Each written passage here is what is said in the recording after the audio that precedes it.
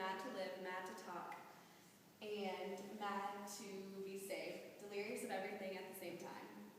They don't say a commonplace thing, but burn, burn, burn, like yellow Roman candles, exploding like spiders across the stars. When creating my speech, I used the sources: an interview with Helen Ono, my friend and roommate, a letter from my friend Annie Tucker, the Holy Bible, the NIV version, brainyquote.com, glideddesign.com, wikipedia.org, and thelastbohemians.blogspot.com. My name is Sarah Wiggins, and I'm going to share with y'all my 3 beliefs and values that have formed me into the person I am today. These include my passion for serving others, the importance of showing empathy in all situations, and my faith in God's plan for my life. My first belief is that my passion for serving others has shaped me into who I am today.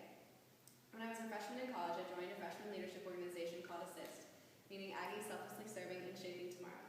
Through this organization, I was able to participate in multiple service projects and work within the community. Through this, I was able to discover my passion for serving others.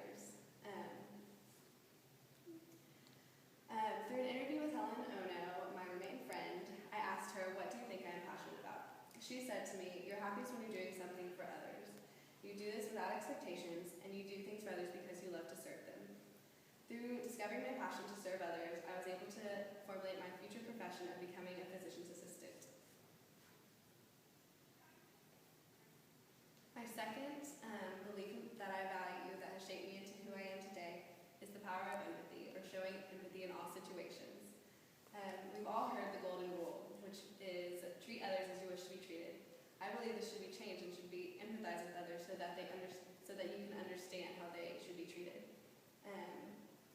This is so important to me because showing empathy in all situations is better than just treating others the way that you wish to be treated, because it's important to understand how they're feeling at all times. When I served as Vice President of Standards for my sorority, Kappa Kappa Gamma, I always felt it was very important to put myself in the shoes of others that I was either dealing with disciplinary actions for behavior, academics, or finances. Through my time as Vice President of Standards, it was so important to show empathy during all situations so that I could better figure out and formulate a resolution.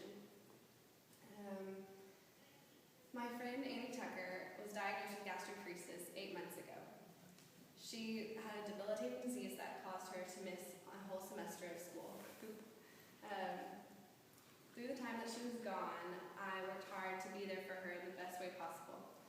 I visited her when she was in College Station and kept communication with her the best of my ability.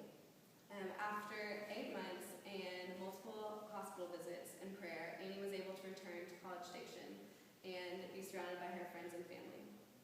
It was very important to me to be there for her during this time because watching her suffer through those 8 months was suffering in itself.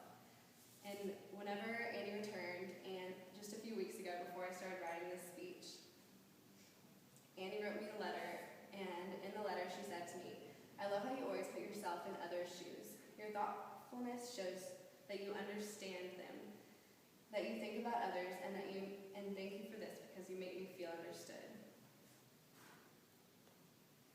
Meryl Streep once said, "The great gift of human beings is that we have the power of empathy." We all have the ability to show empathy in situations, and it's your choice as to whether you want to show your selfish desires and push other people's feelings aside, or show them the power of empathy. God cannot give us a happiness apart from himself because it is not there. There is no such thing, said C.S. Lewis. My third and final belief that I value and that has shaped me into who I am today is that I completely trust in God's plan for my life.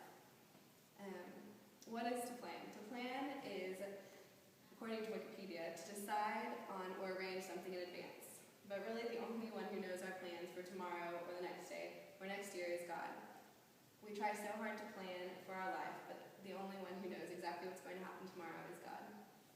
When I came to A&M, I had originally thought that I was going to do exactly what my sister had done. That was my plan, to follow in her footsteps, to join the sorority she was in, to join her organization, and to also graduate in 4 years and become a physician assistant was part of my plan.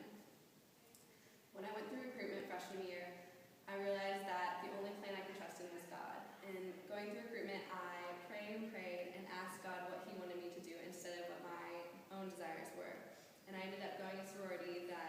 not in my plans and that was not my sister's.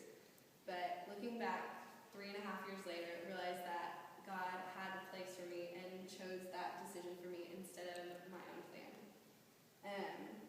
I realized through this situation that this was his life and not mine.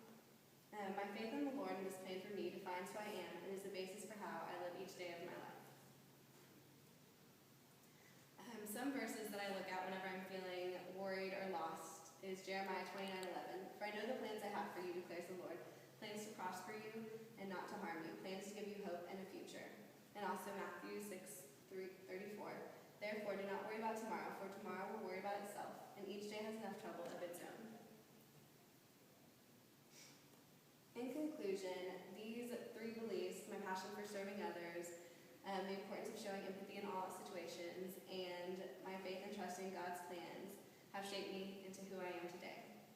The experiences I have had in my life so far have strengthened